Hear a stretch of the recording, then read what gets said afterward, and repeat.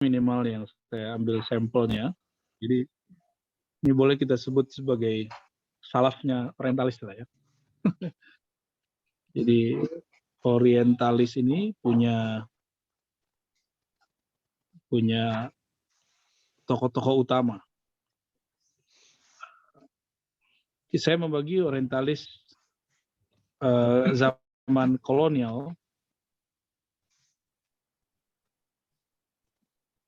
kemudian modern, lalu kontemporer disebut revisionis. Ya. Ini perbedaannya. Zaman kolonial itu zamannya Ignaz, ya. Ignaz Goldziak. Kemudian ada tokoh lain seperti Theodor Noldek.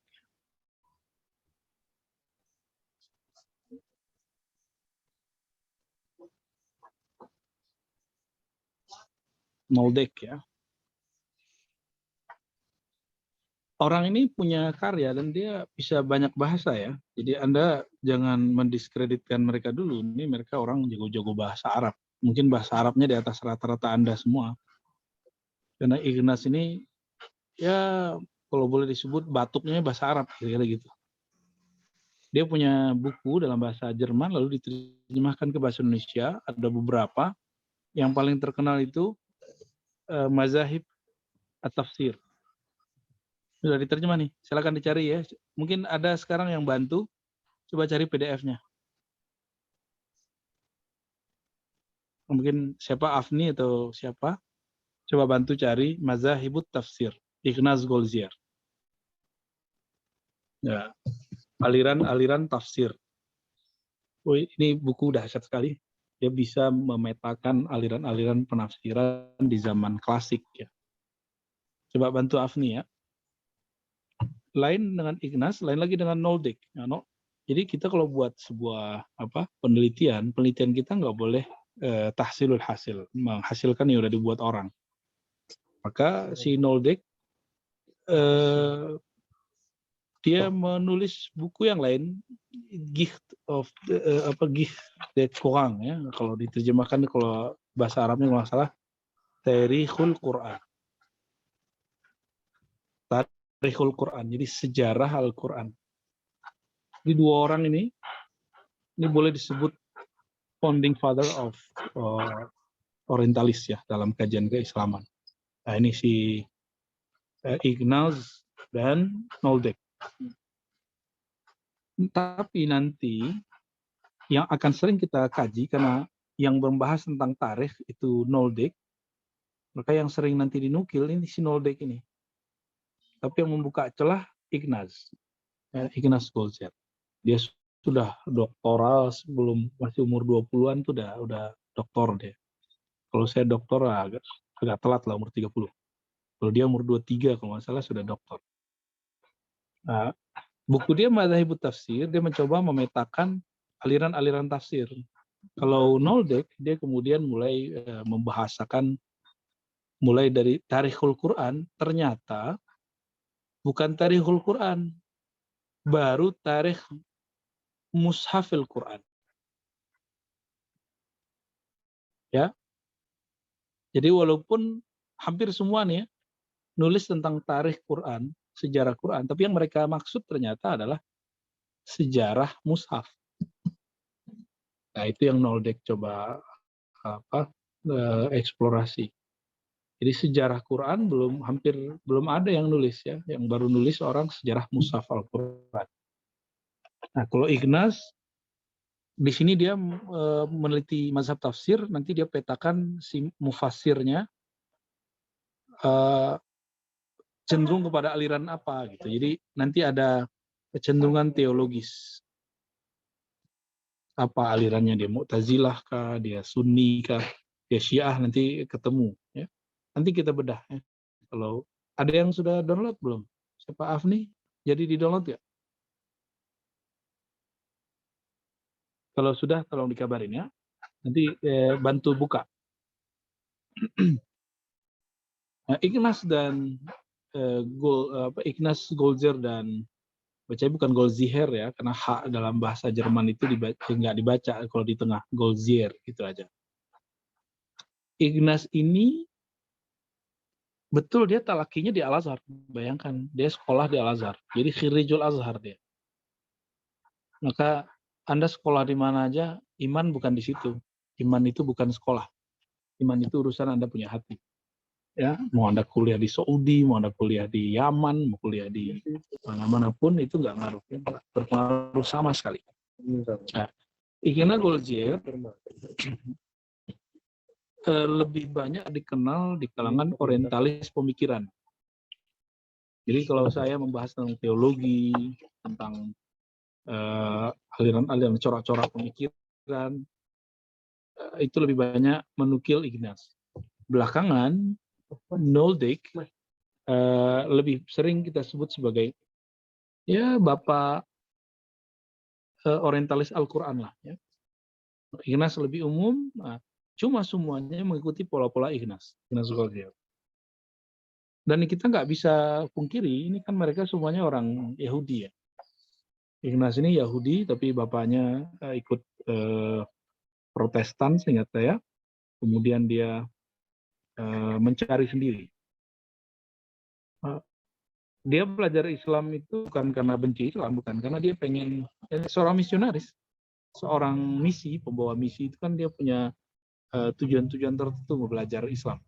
Nah, karena ini zaman kolonial, maka hasil-hasil dia ini dikaji oleh penjajah.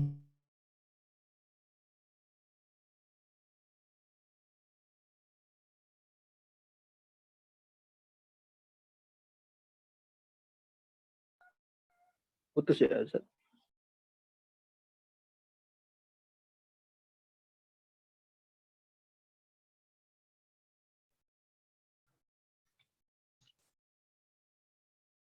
Iya, beliau keluar, Ustaz. Kita tunggu dulu.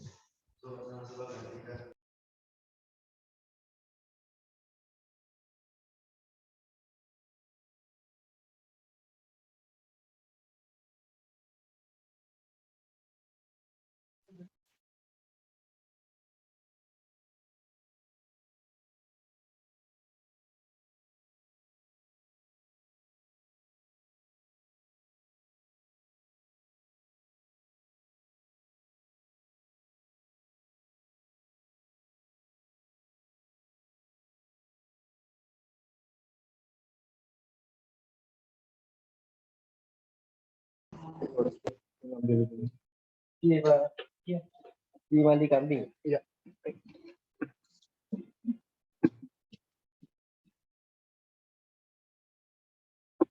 Afwan, barusan mental. Kita lanjut lagi ya. Sebentar.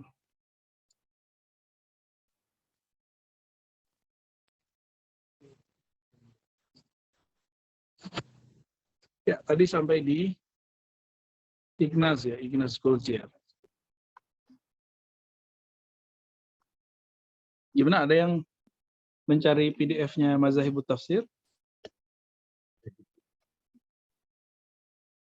Belum ya?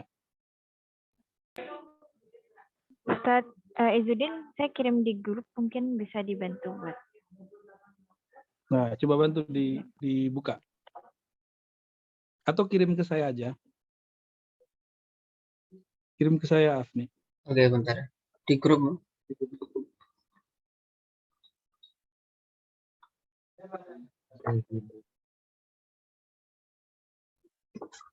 Ya, coba kirim ke saya aja. Ini nggak apa-apa.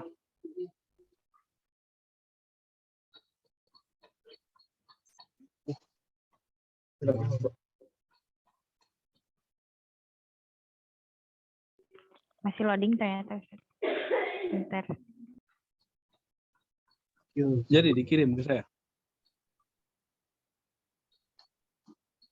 Sebentar Bu ya, masih loading ke internetnya yang di laptop agak kurang bagus. Yang mana, Ustaz? Coba ke di grup mana?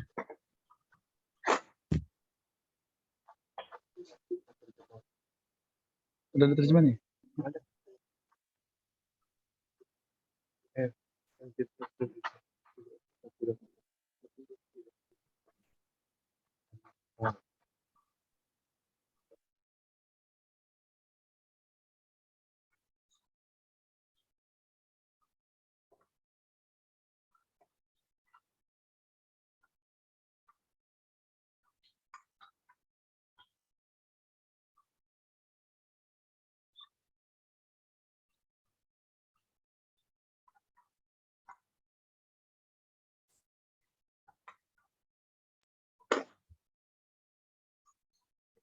Lama ya.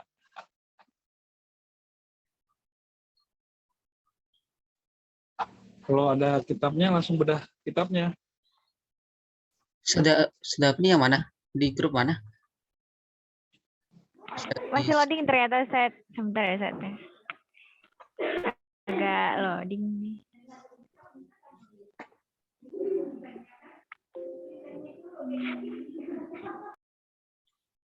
Linknya boleh dikirim.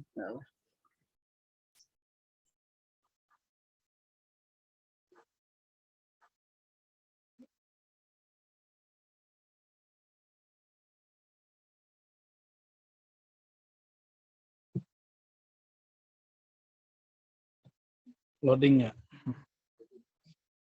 Jadi Anda kalau apa namanya berbicara orientalis umum, nah itu Ikhnas Golziar pintunya. Tapi kalau bab khusus ulumul Quran, sejarah mushaf, karena orientalis itu bisa menghajar kita itu lewat tarikh mushaf, sejarah mushaf Al-Quran. Nanti di situ mereka bisa menghantam kita lah ya. Tarikh mushaf agak sulit untuk mengkritisi kita. Oke. Ya sudah, kalau belum ya dari saya aja nih. Ya bisa.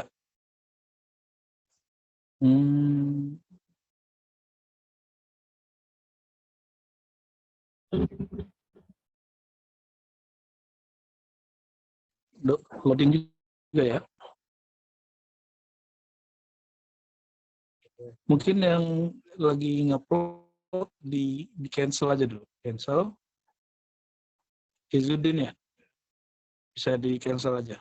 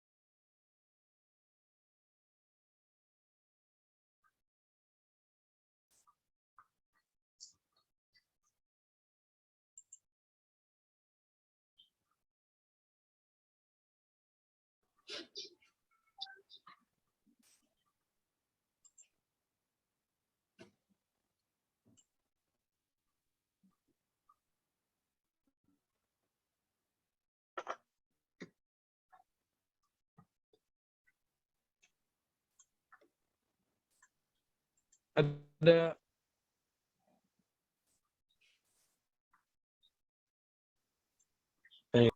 whiteboardnya ya.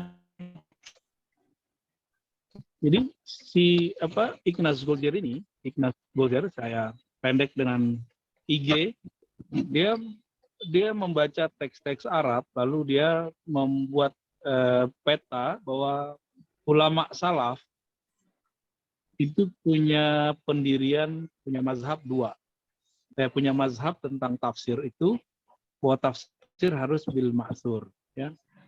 Ustaz, Bil ma'sur. sudah ada Ustaz. Nah, ini sudah ada ya, sebentar ya. Jadi si Ibnu Ghazir ini menganggap inilah yang dianggap oleh salafus soleh sebagai tafsir. Nah, lalu mereka menyerang tafsir, kata ini Ibnu Ghazir nih, tafsir birra'i. Jadi si Ibnu Ghazir mencoba membuat peta bahwa salafus soleh hanya menggunakan tafsir bil ma'sur dan melarang tafsir birra'i. Nah, ini lebih kurang bocorannya sedikit. Dan ini tentu tidak sesuai dengan faktanya ya. Baik. Bisa? Coba di post, coba di upload. Oke, good. Coba Anda buka fihrisnya.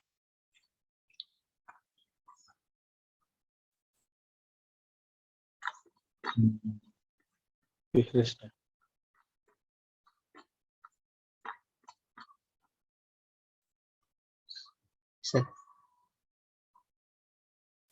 Jangan berapa Ustaz? Oh, bukan indeks. Maksudnya daftar isi. Harus. Ini indeks. Ini fihris alam namanya. Daftar isi agak di depan, dia sama kayak buku-buku biasa kalau.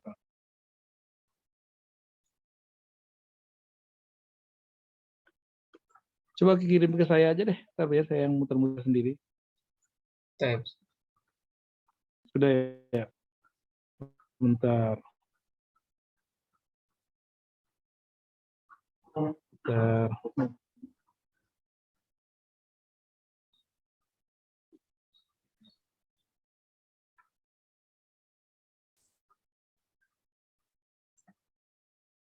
Di bagian depan enggak ada. Itu sorry. Itu fihris itu. Oh, ini virus. Itu fihrisnya begitu karena zaman itu ya cetakannya begitulah. Tuh, kelihatan. Oke. Fihrisul oke, itu aja dulu ya. Coba Anda lihat al-marhalatu ula li tafsir ya. Jadi dia menulis tentang istinad ashabil aqaid al-Qur'an.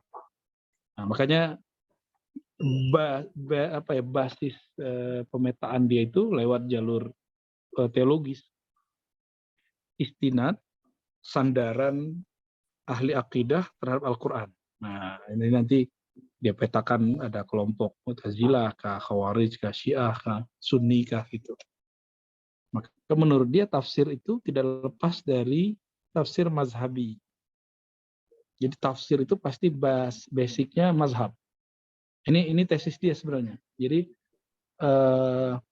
yang membuat menarik dari si Ibnu Ghazir itu dia memetakan tafsir bukan sekedar bil ma'sur atau bil ma'qul ya, tapi dia menyebutkan bahwa tafsir itu ya mazhabi.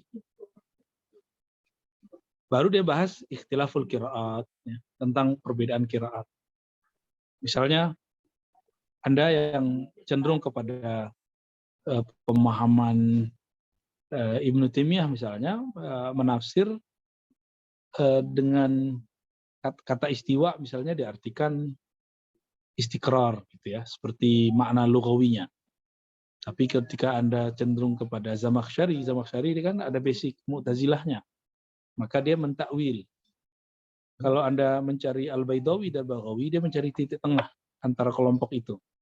Nah, ini sudah berarti penafsiran itu berbeda karena ada kecenderungan mazhab. Nah, ini penemuan si Ibnu Ghazir ya. Lalu baru dia bicara tentang qiraat, lalu ada khat ya. Hazzul khatti fi ikhtilafil qiraat, tentang khat ya, kaligrafi, ada nuqat mulai dari awalnya tidak ada titiknya, kemudian sampai kepada titiknya, kemudian harokatnya, karena beda harokat nanti beda tafsir gitu. Dan idafat ziyadat tafsiriyah, wama ba'daha, lalu ada tambahan dari penafsiran. Lalu dia bicara tentang qiraat Abdullah bin Mas'ud, bin Ubay, Ubay bin Ka'ab. Nah, ini yang agak nyelekit ya. Mereka mengatakan ada tambahan dalam mushaf kedua orang ini. Itu ada 2 surat yang disebutkan. Nanti Noldek bahas itu juga. Surat yang ternyata kalau kita cek di hadis itu bagian dari doa kunut gitu. Tapi di mushaf kita nggak ada. Besar kemungkinan itu bukan bagian dari Quran, tapi emang Ibnu Mas'ud menyalin doa kunut.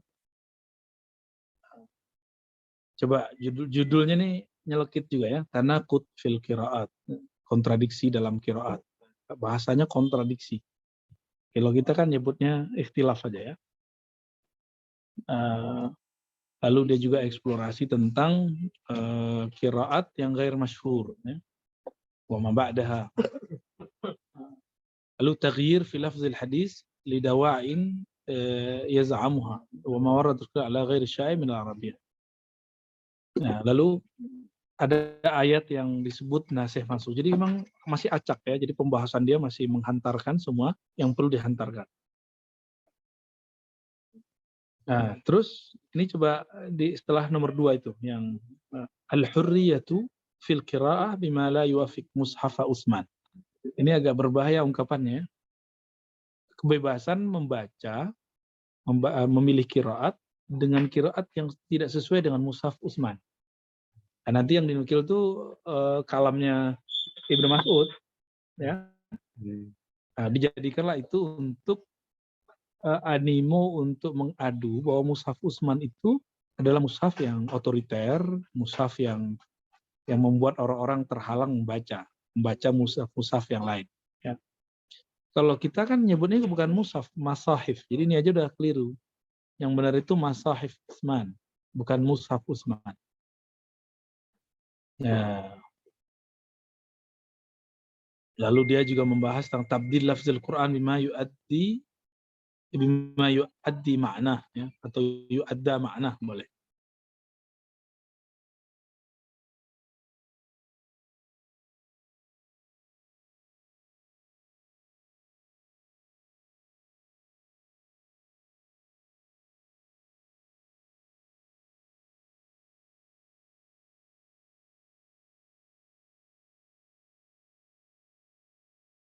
Al-qiraat as-sab'ah itu berbeda ya.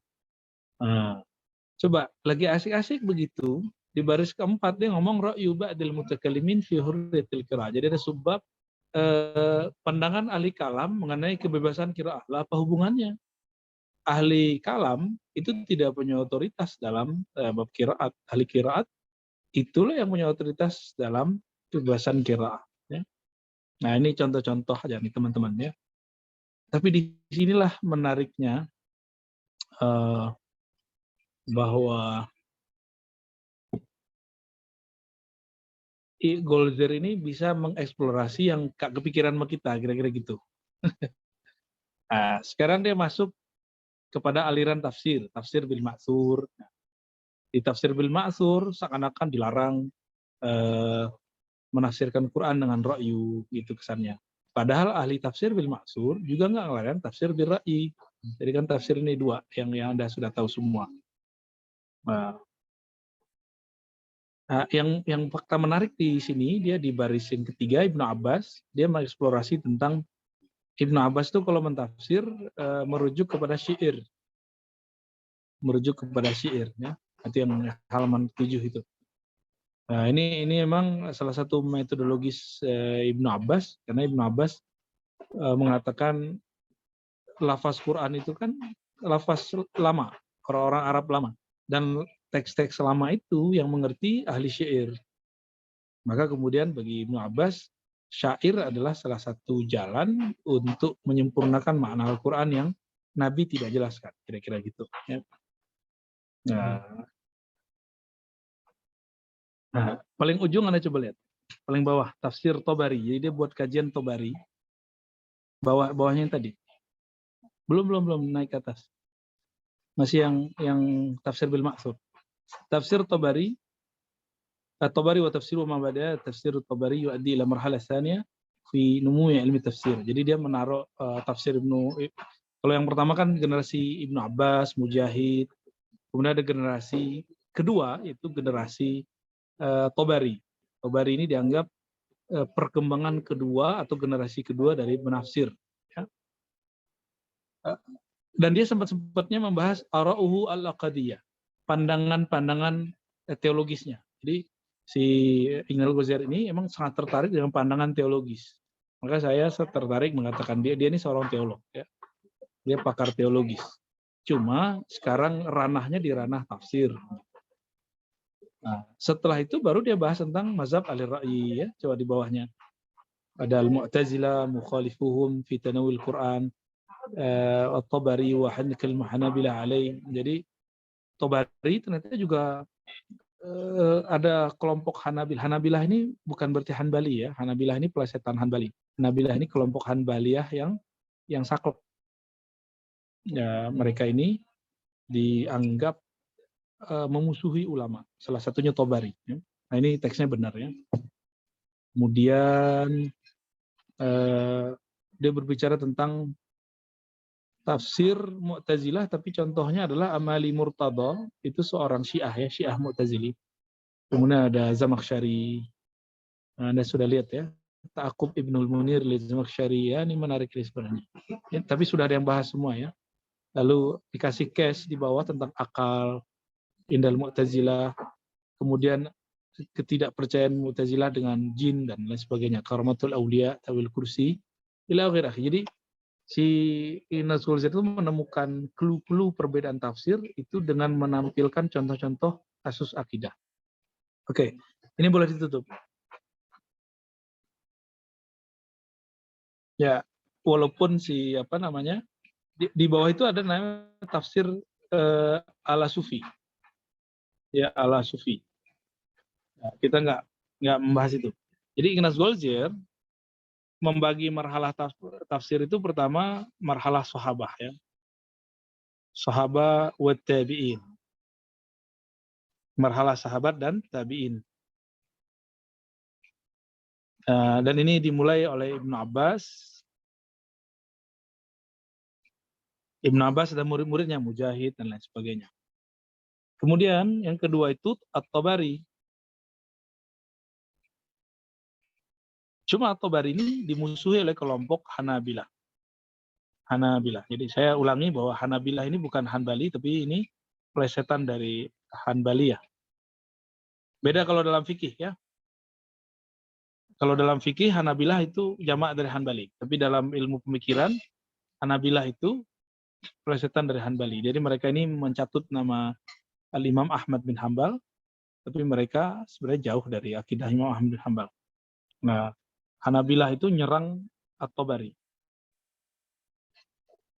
Dan itu dinukil oleh Ibnu Khuzaimah. Jadi Ibnu Khuzaimah menyayangkan kok Hanabilah berani-beraninya sama At-Tabari. Ya. At-Tabari seingat saya wafat 311, ya. Oke. Lalu, mohon maaf ya, ada suara ini. Saya lagi di luar soalnya. Lalu ada marhalah teologis. Jadi tafsir mazhabi. Jadi kalau boleh kita artikan ini tafsir mazhabi. Tafsir mazhabi. Jadi 1, 2, 3. Nanti dia tambahin lagi ada tafsir sufi. Ya. Jadi 4 lah. Ya. Nah, ini cara si Ibnu Al-Ghazali mendata. Jadi artinya dia membaca teks yang barangkali Anda belum baca, tapi karena dia bukan seorang yang percaya kepada Allah, jadi bahasa-bahasanya memang agak nyelekit-nyelekit, ya. Kira-kira gitu. Dan yang tadi saya katakan, dari penemuan dia, maka dia menemukan clue madarnya atau ilatnya itu adalah pada bab aqaid. Jadi selalu kasus-kasus yang dikemukakan adalah perbedaan aqaid. Nah, ini sebenarnya sebelum saya ketemu Ibnu Al-Ghazali secara literatur, ini memang sempat menjadi model saya dalam meneliti. Jadi kalau ingin meneliti corak tafsir seseorang, saya cukup cari ayat-ayat sensitif tentang bab sifat Allah. Nanti ketahuan dia menafsirnya gimana. Ternyata Ibnu Al-Ghazali sudah lebih dulu dari saya. Karena wajar, ya, dokter saya baru belakangan, dia doktornya dari duluan. Oke, kira-kira itu teman-teman. Sebagai contoh aja bahwa orientalis memang sangat serius, tapi ini tidak ada urusannya dengan iman, ini murni hanya kajian-kajian teologis. Oke, kira-kira itu yang bisa saya sampaikan. Wallahu a'lam bishawab. Ada yang mau ditanyakan? Mungkin satu aja ya, saya masih di jalan. Tadi pertanyaannya apa? Saya lupa. Baik, Ustaz Zafni, Oh, ya, ya. silahkan pertanyaannya tadi mungkin. Ya Bu ya, terkait dengan tujuannya para orientalis Bu ya. Apakah para orientalis ini memiliki tujuan yang sama? Kemudian dari tingkat-tingkat orientalis tadi, apakah ada perubahan tujuan dari yang kolonial, yang tadi Buya sampaikan kolonial, kemudian modern dan revisionis ya tadi. Apakah ada Ya, perbedaan tujuan? Bu ya? Baik. Orientalis itu kan ilmuwan ya. Ilmuwan ini researcher, peneliti. Jangankan orientalis, di masa Ibnu Sina, Anda ingat Ibnu Sina?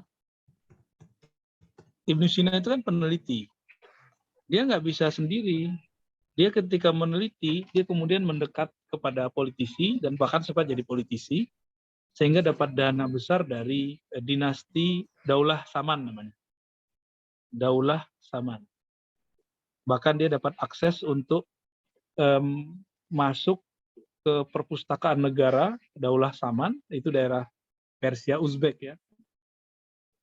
Karena ilmuwan itu butuh fulus, kita sebut dolar lah sekarang. Dia butuh dolar. Makanya ada ungkapan scholar for dollar. Peneliti itu ya nyari duit, gitu. Dia butuh duit. Dan dia juga mencari kemewahan di situ. Itu wajar. Jadi awal-awal orientalis itu emang cari dolar, nggak lebih lagi. Glory, gospel, golden gitu. Dia nyarinya golden, nyari emas.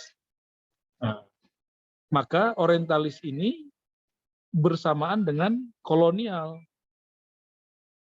Karena zaman itu yang punya duit kolonial, ya udah dia sama kolonial. Gitu. Yang meneliti tentang tentang Arab, tentang Nusantara kita, itu kan mereka-mereka yang kita sebut orientalis itu. Bedanya orientalis di zaman itu, orang-orang ilmuwan zaman itu, orang-orang gereja. Ya, orang gereja, sinagog, karena hanya golongan inilah yang dulu punya akses kepada buku. Sedangkan si kolonial, dia cuma punya senjata, tapi nggak punya akses kepada buku. Ya sampai sekarang kan begitu, tentara itu kemampuan bacanya paling dalam strategi, tapi dalam keilmuan tidak. Jadi dulu mereka nebeng ke kolonial. Kemudian yang kedua zaman modern. Modern ini ditandain dengan 1972 atau 74 ya. Mereka buat konferensi di Prancis untuk merubah image orientalis itu kepada penelitian murni. Penelitian murni. Itu. Nah, lalu kemudian setelah zaman Android ini, ya kita sebut kontemporer aja ya. Saya menyebutnya revisionis. Tetap aja tabiatnya sama. Di zaman modern, siapa yang punya lumbung harta, lumbung duit, maka dia mendekat ke sana. Revisionis juga sama. Kalau zaman sekarang kan mendekat ke kementerian atau lembaga-lembaga besar.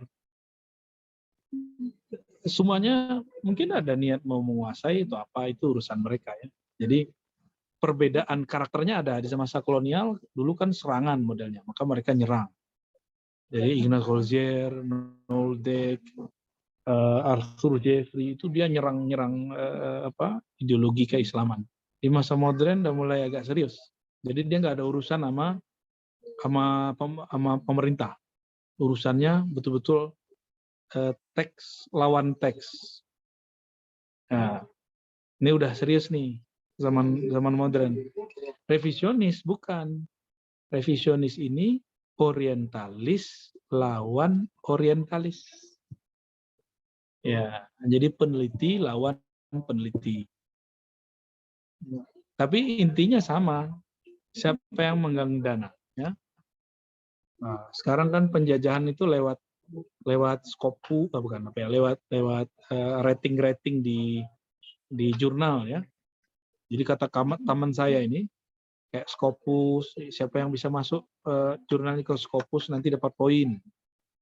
Terus biar kita bisa mengakses, kita beli. Gitu.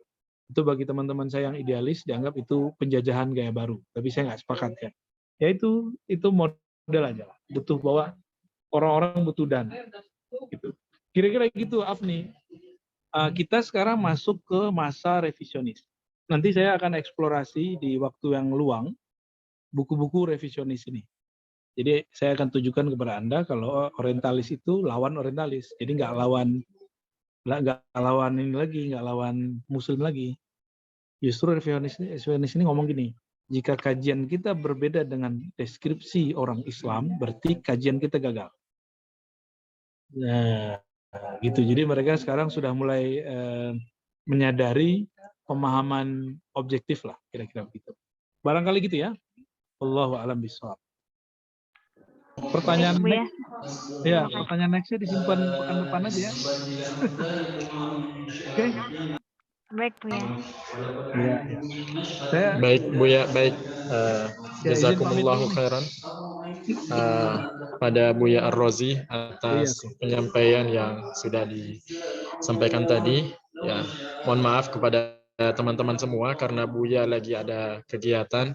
Kita doakan mudah-mudahan Allah Subhanahu wa taala mudahkan kegiatan beliau, Allah sehatkan badannya dan mudah-mudahan Allah Subhanahu wa taala memberikan keberkahan. Baik, jazakumullahu khairan.